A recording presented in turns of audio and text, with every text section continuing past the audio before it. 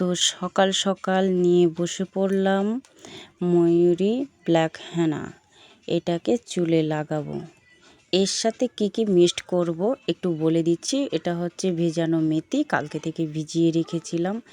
মেথি, তারপরে চা পাতা, কালো জিরে, এগুলো কালকে থেকে ভিজিয়ে রেখেছিলাম। এইটার সাথে মিক্সড করব এইগুলো। আর রংটা দেখো। আর এর সাথে মিক্সড করব নারকেল তেল,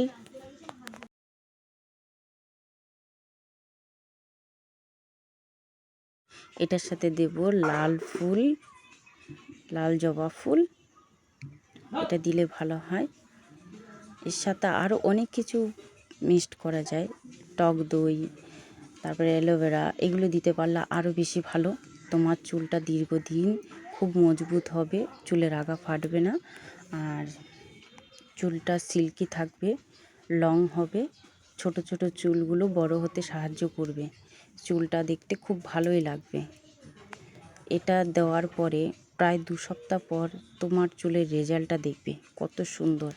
আগে তো খুব যত্ন করতাম, প্রায় 2 বছর হচ্ছে আমি যত্ন ছেড়ে দিয়েছি, কারণ কাজে টাইম পাই না, তাই যত্ন করতে পারিনি। এটাতে কালো জিরে, মেথি, লাল ফুল, এটাকে পেস্ট করে নিলাম। এখন সে চায়ের জলটা যে ভেজানো, ওই রং জলটার মধ্যে দিয়ে দিলাম। এটাকে মিক্সড করব সব কিছু, আস্তে আস্তে সব কিছু মিক্সড করব। এটাকে ভালো করে মিক্সড করে কিছুক্ষণের জন্য আমি রেস্টে দিয়ে রাখবো, প্রায় আধ ঘন্টার মতন। এটার মধ্যে ডিমও দেব, ডিমটা এখন না, সব শেষে যখন চুলে লাগাবো তখন। তার আগে থাকতে ডিমটা যদি ব্যবহার করে ফেলো, তাহলে ডিমের আঁশটা, গন্ধটা চুলের মধ্যে শ্যাম্পু করার পরেও থেকে যায়। কালো পলিটা হাতের মধ্যে বেঁধে নেব, হাতে, যাতে আমার গন্ধটা না থাকে। কারণ খালি হাতে যদি দাও তাহলে হাতটা একদম কালো হয়ে থাকে, আর হাত দিয়ে গন্ধ ছাড়ে, গন্ধটা সহজে যায় না। সাবান দিয়ে হাত ধুলো, আর আমি এই গন্ধটা একদম সহ্য করতে পারি না। হ্যাঁ না, তবুও চুলের জন্য যত্ন করতে হবে বলে দিলাম, নাহলে তো এগুলো সহ্য করতে পারি না আমি, কারণ আমার অ্যালার্জি আছে। এরপরে একটু তেল মিক্সড করে নেব এটার সাথে। তেলটা দেওয়ার পরে ভালো করে এটাকে মিক্সড করে নেব, প্রায় 5 সেকেন্ড 10 সেকেন্ডের মতন মিক্সড করে নেব।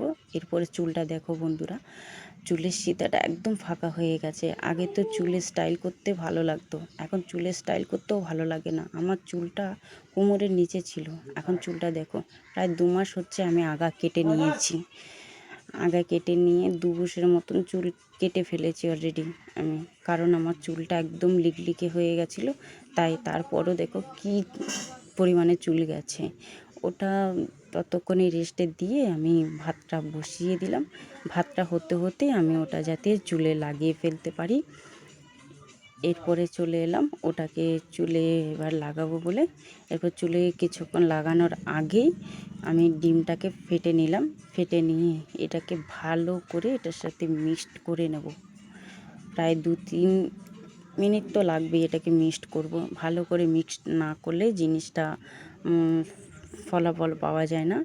এরপরে গায়ে রং লেগে যাবে বলে আমি একটা আলাদা কাপড় জড়িয়ে নিলাম। চুলটা খুলে এই দেখো বন্ধুরা, কি বিচ্ছিরি চুল।